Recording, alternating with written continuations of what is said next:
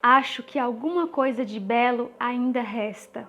Perdemos a liberdade e alguma coisa de nós, mas devemos agarrar-nos e reencontraremos Deus de novo. Aquele que é feliz espalha a felicidade. Aquele que teima na infelicidade, que perde o equilíbrio e a confiança, perde-se na vida. Acompanhe a resenha do livro O Diário de Anne Frank.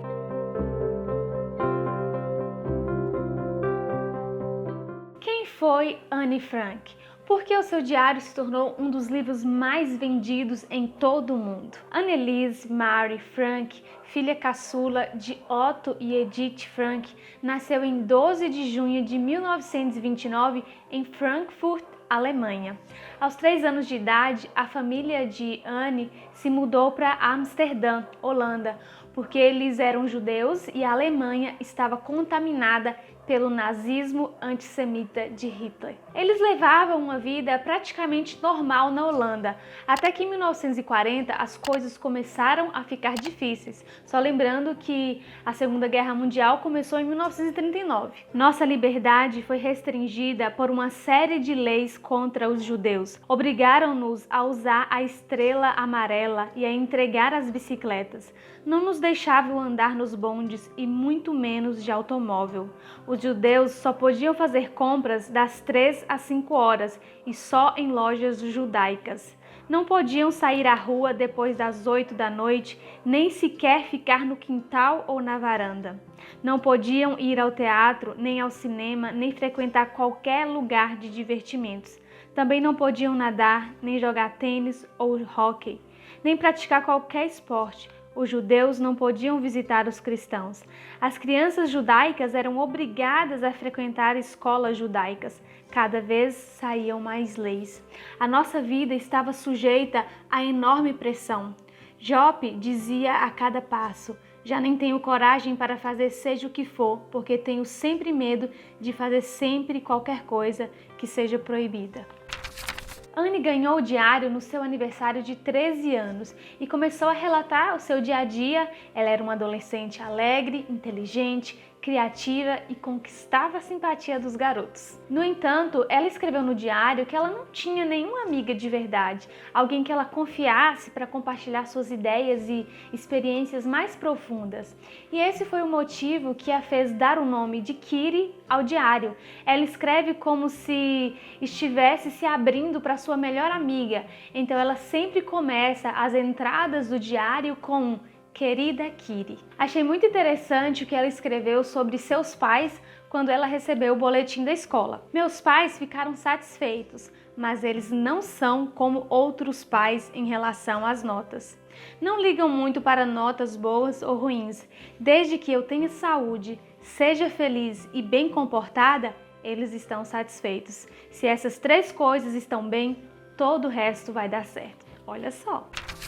Dada a situação em que a Holanda foi ocupada pela Alemanha, o pai de Anne contou para a filha que há cerca de 1 ano ele estava guardando roupas, móveis e comida em um lugar que provavelmente eles iriam se esconder para não caírem nas mãos dos nazistas. 3 dias depois que o pai de Anne havia conversado com ela, Margot, a sua irmã, foi convocada para trabalhar no leste, o que assustou seu pai a ponto de decidir que a família iria logo para o esconderijo. Anne conta que eles saíram debaixo de chuva, usando o máximo de roupas, porque afinal não poderiam levar malas para não chamarem a atenção. Uma chuva morna caiu durante todo o dia. Nós 4 vestimos tanta roupa como se fôssemos passar a noite numa geladeira. Assim conseguimos trazer para cá muitas roupas. Nenhum judeu na nossa situação se arriscaria a andar na rua com uma mala cheia de roupas. Eu vestia 2 camisas, 3 calcinhas, um vestido, saia, casaco e capa de chuva, 2 pares de meia, botas, uma capa, encharpe e ainda mais coisas. Mesmo antes de casa, já me sentia quase sufocada, mas ninguém se preocupou em perguntar como eu me sentia. A família Frank era uma família rica. Com a ajuda dos funcionários, Otto conseguiu preparar um esconderijo no sótão, localizado atrás do estabelecimento onde funcionava sua empresa. Ele tinha uma empresa que produzia pectina, uma substância usada na fábrica de compotas e geleias. Além da família Frank, a família Van Damme e posteriormente o dentista Dussel se esconderam no mesmo local. Através da escrita da Anne, podemos ter ideia como era a sua vida no anexo secreto e o horror que estava acontecendo no mundo naquele momento. Ela narra como era a rotina, as restrições comportamentais e alimentares que eles tiveram que submeter. Por exemplo, durante o dia, eles não podiam fazer barulho, como dar descarga, abrir torneiras, espirrar ou tossir. Ela descreve as dificuldades de convivência com a família Van Damme, principalmente devido às constantes desavenças entre o casal e a forma imprudente como a senhora Van Damme se portava.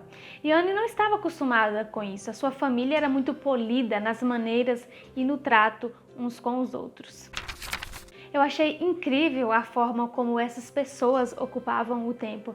Elas se dedicavam à leitura. Anne era tão inteligente, estava aprendendo inglês, francês e um dia ela escreveu que estava aprendendo sobre o Brasil. Que coisa, não? Olha só o que ela escreveu. Depois li sobre o Brasil, o tabaco da Bahia, a abundância de café, o 1,5 milhão de habitantes do Rio de Janeiro, de Pernambuco e de São Paulo, o Rio Amazonas. Fiquei sabendo coisas dos negros, dos brancos, das mulheres, dos mulatos, dos mestiços. Soube também que ainda vivem por lá 50% de analfabetos e que há malária. Triste. Anne ficou confinada com sua família neste anexo dos 13 aos 15 anos.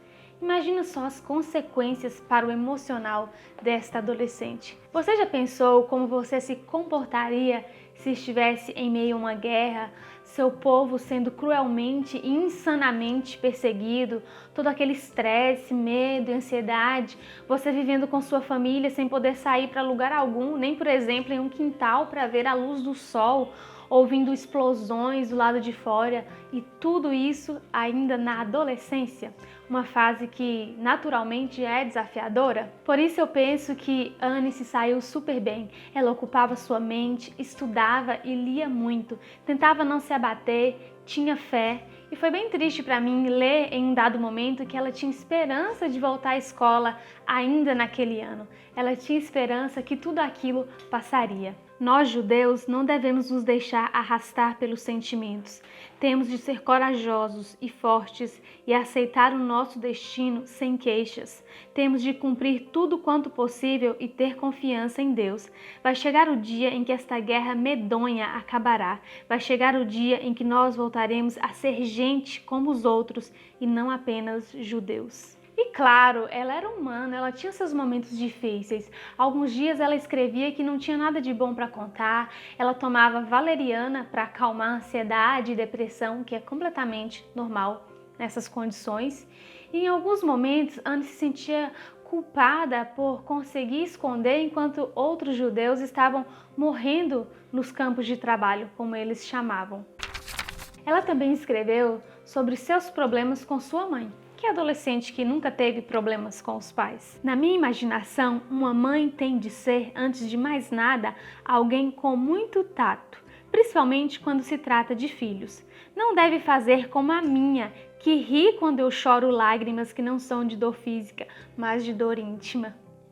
Tadinha. Depois ela escrevia que estava tudo bem, que a sua mãe havia feito melhor. Ler esse diário me fez ter muito mais sensibilidade e empatia com os adolescentes. A última anotação de Anne foi na terça-feira, 1º de agosto de 1944. Infelizmente, eles foram descobertos e levados para campos de concentração. Essa leitura é de uma importância gigantesca. Eu fui transportada para a Segunda Guerra Mundial e consegui imaginar um pouco o sofrimento do povo judeu e como é nefasta, injusta e cruel qualquer tipo de discriminação. O sonho da Anne era se tornar uma escritora e uma jornalista, e o seu sonho se concretizou mesmo em morte. O seu livro foi publicado e o seu diário tem um grande valor histórico e literário. Esta obra mudou muita coisa em mim. Eu aprendi dar ainda mais valor à vida que levo. Anne escreveu que tudo vai mal se nós não sabemos reagir. Ela conseguiu transcender aquela situação horrível e muitas vezes nós, por muito menos, nos prostramos, nos entregamos ao desânimo. E mais importante do que isso, as anotações desta menina judia me mostraram que o mal não produz nada de bom, que um banal preconceito, um ódio cultivado pode crescer e destruir muitas vidas inocentes. Um sentimento de repulsa me invadiu e eu pedi a Deus para me ajudar a nunca flertar com o mal, a nunca abrigar pensamentos fascistas, preconceituosos de qualquer espécie, porque o mal só destrói. Este livro foi um presente da minha querida amiga Patrícia Carvalho. Eu amei a leitura. Muito obrigada, Paty, por me dar os melhores presentes. Se você gostou desse vídeo, curta, compartilhe com seus amigos e nos vemos em um próximo livro. Até mais!